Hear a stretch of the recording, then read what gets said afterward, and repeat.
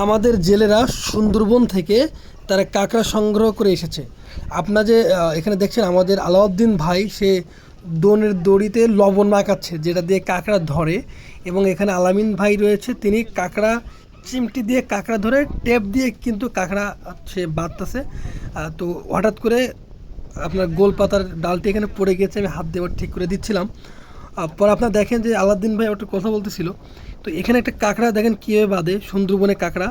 আলাউদ্দিন ভাই এবং আলামিন ভাই তারা সকালে, এখন নদীতে গোনমুখ থাকার কারণে তারা সকালে গিয়েছে সুন্দরবনে।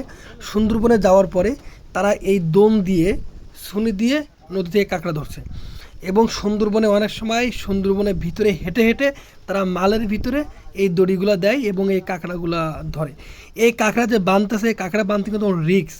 যারা কাঁকড়া বাঁধতে পারে না তারা যদি কাঁকড়াটা বাঁধতে যায় টেপ দিয়ে বা রশি দিয়ে, তখন কিন্তু হাতে কাঁকড়ায় কামড় দেয়, এবং হাতে কাঁকড়ায় কামড় দিলে অনেক ব্যথা পাওয়া যায়।